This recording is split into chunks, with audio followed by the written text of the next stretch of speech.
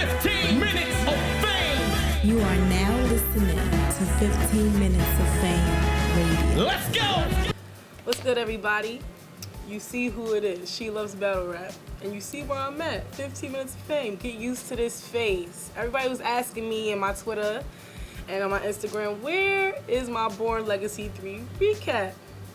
Well, I'm here to give you that, all right? First off, shout out to URL for another successful event. I've only been to two-day battle events this year, and y'all hold the #1 spot right now. Great matchups. Born Legacy series is just something different. As a fan, first and foremost, I appreciate that. But we can get right into it since I know everybody's been waiting. Day one of Born Legacy 3 was kicked off with Gaddafi Green versus Glue Easy. I would call them the underdogs on this card because everyone talks that, you know, I don't know them, what's their resume like, and, you know, what's their footage, who are these people? Well, Glue Easy and Gaddafi both came and showed out. Both very well prepared pins, great performances. It was amazing to see. They opened up lovely, but I had to give that one to Glue. That's just something about Glue when he spit. He is so ready. He's so intricate, but he don't go over heads. Everything he says lands in the building. So that helps your camera footage and it helps the crowd reactions. You know how that go. And while crowd reactions don't win battles, when you keep hitting consistency like Glue does, you know what I'm saying, he's a hard one to beat. I respect both of their pins, but Glue, you got that one. Body Bag Battle League, look for him. Let's go into Nun Nun and Prez Mafia. Now, everybody know there was some heat over Prez's head for how he left battle rap. You know what I'm saying? There was some issues that he got himself into, in which I don't need to elaborate on. So he had to deal with that. He wrote about that. He addressed that in his bars. Nun Nun, you know, repping where he repping, doing his thing. I liked him, but I felt his energy really didn't match Prez's. This can always hurt somebody when they're battling. If you battling someone with higher energy, it's going to take a little bit more for you to keep the crowd captivated and motivated behind your bars. Not that his bars was light, not that he wasn't prepared by what he wrote, but just the way that Prez gave it, the way he was able to embody his past and make it bars, that resonated well with the crowd and with everybody on stage. You know what I'm saying? It was almost like taking precedence of his situation and still making it a hot line, and it landed in the building. All those three things worked together for him, and I gave it to Prez. Tank the Demon versus No Braid Swave. Hashtag that, y'all. No Braid Swave, because he is a different niggas. You understand? I'm gonna be honest. I told this to Swave. I didn't have Swave winning. Oh, don't start. I didn't have Swave winning at all whatsoever. I had seen him live against Saga at the DOA event in Pittsburgh, and his energy was lightweight off. His energy wasn't as high as I would expect it to be. So I guess I took what I seen of him then and made it assess for this battle. I was wrong, because when No Braid Swave showed up, it was a whole problem. He was not the old Swave that Tank was asking for.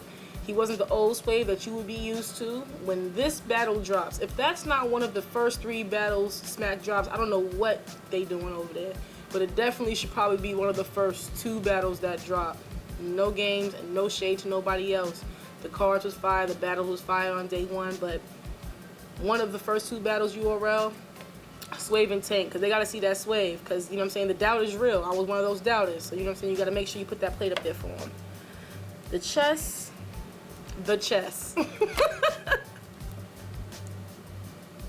Excuse me. The Saga versus Chess. Now, for me, I was interested in this battle a lot because it was the only New York battle, which that don't matter to everybody, but I kind of like to see the inner city boroughs, you know what I'm saying, go at it, because, you know what I'm saying, that's one of the pure essences of hip-hop and battle rap culture. So I went with Chess. As soon as I seen the names on the card. Not because let me say this too, because when y'all see this, oh, you love NWX. I do love NWX. However, if I don't think that your pen can outmatch somebody else, I don't care if they're Cake Life, Dot Mob, you know what I'm saying, cave gang, whatever. If I don't feel that your pin can outmatch somebody else's aggression and performance and pin, then I'm gonna be honest about it. Chess took that one. Some people say debatable. I don't. Nothing to debate really. He had one of his stumbles, but I think it's deeper than what everybody think it is.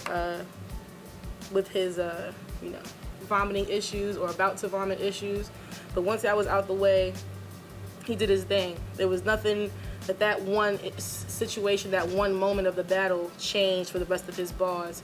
He definitely kept his energy high, and he came through with the win.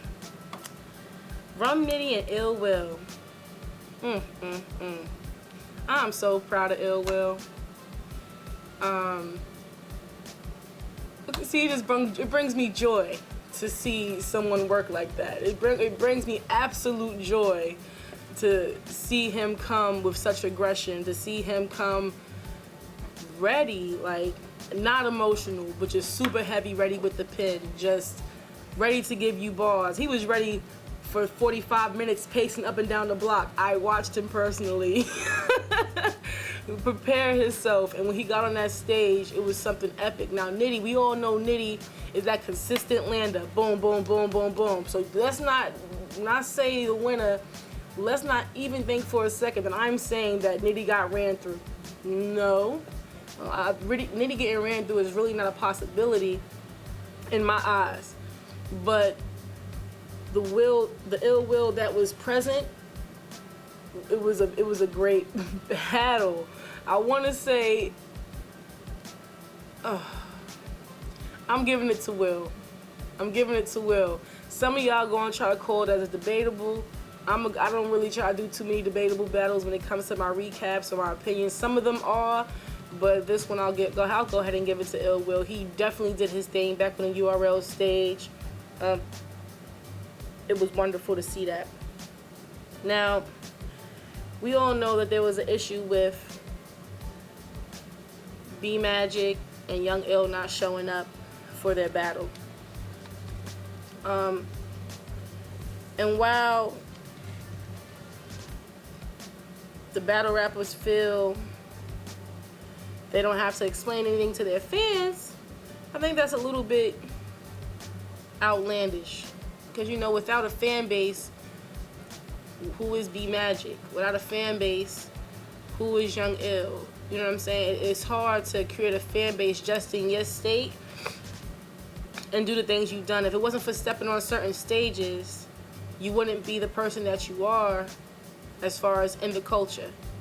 Not saying that you wouldn't be that pin, but if you didn't have the opportunities, if you didn't grow with the different leagues, all the different leagues that you guys have worked with over time, then you wouldn't be the person that you are today. With that being said, I'm not here to debate who's right or who's wrong in the whole situation when it comes to how anybody feels. I'm not, if you follow me, I don't do much on how you feel. It's about what's going to work. As a fan, the fans felt disrespected that you guys backed out. Whether or not you feel you need to give them an explanation, that's completely up to you. You know what I'm saying? Maybe you don't care if you lose fans because a lot of attention and a lot of infamy comes from drama. So maybe this was a dramatic climax point for you guys to make something happen or to start building a different type of name for yourself. Maybe there's a branding scheme that I'm not aware of. But there has to be a better reason than just personal and then making several blogs and videos and then a baby shower that was the day after your event. If I can fly in and out of state in a day, so can you if you're getting paid. So I'm really not good with the excuse of I had something to do the next day. Flights don't take that long. You know what I'm saying? You knew this battle was coming up. I got my flight plans 6 days before my trip and still made it. Up and back in the same week. So I'm not on the excuse side. I'm not one for it. Y'all can get deeper into the drama. I'm pretty sure you guys seen it on Twitter, Facebook, Instagram, and Chris Unbiased, Angry Fan. He talked about it on a radio station, so I'm not gonna go into no deep. I'm just saying, for the fan perspective, people really want to see you guys. People really, really, really wanted to get the matchups. And I guess that wasn't as important to you guys as battlers as it was to the fans and the culture. Moving right along into day 2. Opening day 2, Gutta versus Reaper Rel. Everything I expected it to be. Yes, Reaper took it. We can get that out the way early. And yes, Gutta showed up. There was only one bad battle out of both days, but we'll get to that last. Gutta and Reaper Rel, fire. There's a lot of tweeting and talking, going back and forth, and I know that Gutta was like, well, maybe I should have spent less. No, I'm just playing Gutta. But Reaper he's different. I think people see that face paint and just assume that it's a game. You know what I mean? Like, it's not. It's not. He did revamp some of his first. I'd heard of some of his first about a month and a half ago. And he revamped it a little bit, and I made sure I was in the cut because I didn't want to, be reacting before the punches because I know what's coming, or reacting before they land to give away his next line. I would make sure I was low-key broski in the back, but I was very proud to see him do what he did. Spoke to him and got his after battle recap too. That'll be up here in a little while as well. But yes, I give that one to Reaper. Dre Dennis and J400 block. J400 block took that. And people say, okay, this is going to be a battle that's about preference. This was the first time me watching both of them live. That's number one. So neither one of these guys have been a favorite of mine because I haven't watched them work live yet. It's a different situation when you watch somebody on cam and they can make you feel some type of way in the room. It's just different. So I had an open mind. I did think beforehand that Jay would take this battle lyrically, while he would have to battle Dre Dennis, his performance. And Dre Dennis is lyrical and he does scheme nice. He had a few reaching moments in his bars. And because I'm not as much in tune with gun bars over lyrical bars, I had to go with J400 block. His performance was nice. Both performances were good.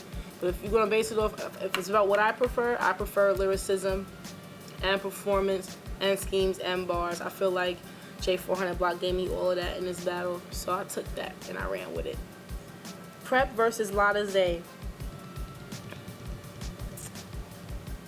Prep really did his thing. Seeing his progression and his time off, a lot of people questioned whether or not when he came back, he would still have that same tenacity. He would still be able to make all that land. With a bow tie killer be killing. And I think he really did his thing. He showed up in front of Lotta Zay. Lotta Zay was cool too, but Prep, I feel like not that he had everything to lose, but I feel like he had everything to gain.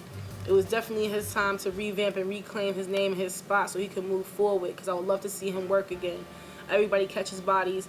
Everybody takes a couple L's, you know what I'm saying? I'm so happy to see he's back up. His energy is up. His penmanship is up. His performance is up. Prep, you back, and I appreciate you. Prep, Lotta Zay, Prep took that. Now, Daylight versus Mike P. To me, this was going to be my hardest battle to say who won or lost, because I understand why they would match them up why they would match Daylight up with Mike P. Their animated abilities, what they speak about, their scheme setups, how they approach, how they attack something, how they're able to lyrically flip something for almost a whole round. The matchup was right. Highly debatable battle. This battle I will have to watch 2, 3, 4, 5, 6 times, and I still might tell you it's a highly debatable battle.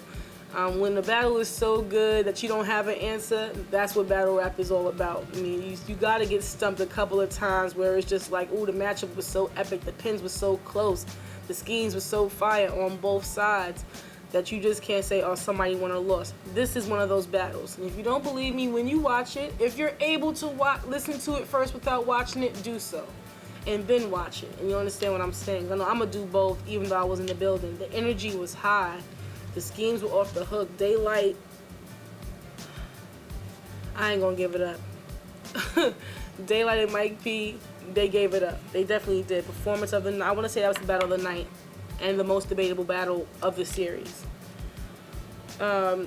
We will now go into Jerry West versus Tech 9. Now, this is something that this battle would put you in the mindset of what we didn't get, because Av didn't get to go against B Magic and Young Ill wasn't there for Mr. Wavy. Tech 9 was the Tech 9 you expected him to be. He didn't how can I say this? He didn't switch his style up to fit the culture or fit the new fans. He came as himself. He came with the bars and he came with his aggression. That tone of voice that just makes you listen, that comedic presence, but it's so serious you can't help but to laugh. His performance, of course, was off the chain. His energy, of course, was at 1,000,000. Did he beat Jerry West with bars? No. Did he beat Jerry West? Absolutely not. Because while you can give a great performance, and while your energy is respected, and because you gave the crowd what they expected, the crowd loved it, and they were supposed to. That's what they're supposed to do when you come and you handle your business. But you couldn't get that win off of Jerry West when it comes to them bars. Because his performance, while maybe not be as aggressive as yours and in your face as yours, it's very interactive. And it makes you pay attention all around the room. It was different, and I enjoyed it very much. But I definitely gave it to Jerry West. Was it a body bag? No, Jerry West did not get a body bag on Tech 9 because Tech 9's performance and skill and bars was able to combat that. Was it a 3-0 though? I'll let y'all decide. But Jerry West took it. That's something you guys can decide for yourself, but I'll tell you that Jerry West took it, no problem. Now to the final battle that I'll be talking about today, which was Saint Mike versus Tone Montana. First off, shout out for Saint Mike for snatching that clear body over that man's head like that. You definitely got the 3-0. Was it completely earned? Nah, because you really didn't get to battle Tone Montana with a full 3 rounds. So I don't feel like you took a clear body, but you was given one, and and you still got the body. So either way it goes, you got that. I spoke to Tone Montana after his performance, and he was highly disappointed. Probably more disappointed than the fans were. And not too many excuses did he give, and there's no reason to drag him because he said himself that he got 30. So there's no reason for me to go in. You'll see that when that drops as well. But it goes to show that even the person with the most to lose can still show up and lose.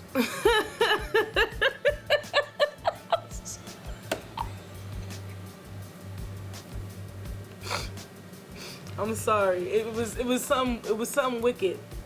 Saint Mike had some good bars, but do I think they would have been enough if Tone was properly prepared?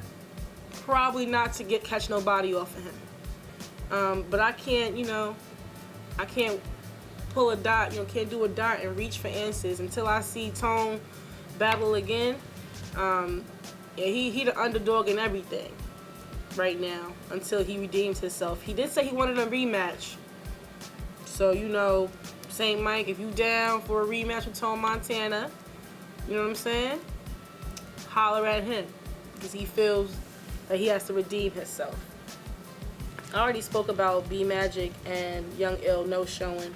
Like I said, you got 1,000 places talking about it and everything else. I guess one of the most debatable conversations I've had about it was Smack wrong for calling him a crackhead? My opinion on the business side, yes. Can that man say anything he wants personally? Sure can. And who's gonna stop him? Is it a problem that he said it? Not really, because URL is gonna thrive with or without whom or whatever that it doesn't want to be a part. Do I understand why they were upset? Absolutely. Wouldn't you be upset if you invested money in something and it's not coming through and the excuses, not the reasons, are pathetic? But neither here nor there. Was he wrong for saying it? Yes, on the business side. How you feel personally should never probably come across to the fans that way, because it probably would bother some of the fans that are in that area. But like I said, it's not going to stop anything that they do. So, and my other question that I got was, do you think that St. Louis, that they did it as a play for keep situation? And if you feel like taking someone's money to be booked, it's a play for keep situation, and that's going to work for you. It'll probably work for you in your state or in your area, and with the comments that were made, you can find a piece of justification for the things you've done. But real recognize real, and hoes do too. So just being seen by everybody for your actions, whether you feel it's worth an explanation or not. Real men do real things, and if you think real is getting paid for something and not doing the work, then you the realest nigga everybody know right now. With that being said, y'all know ain't gonna be no sugar plums and gumdrops. With all that being said, you know what I'm saying, thank you guys for watching. Of course, 15 Minutes of Fame Radio, we here, we in the building. I'm here, so make sure y'all stay tuned. Make sure y'all stay plugged into everything that we do, because we're around. Catch after keep hours too, I like that. Check out 15mofe.com. You'll catch some of my written stuff up there, and of course, you can find almost everything you can find on the YouTube site there. Check it out, it's worth it. If you have any other questions, you know, follow me on Twitter at SheLovesBattleRap, and you know, I got you. Stay tuned. I'm around. Da, da, da, da. 15 minutes of fame. You are now listening to 15 Minutes of Fame Radio. Let's go. 15 minutes of fame radio. We're now stepping into 15 minutes of fame radio. Yeah.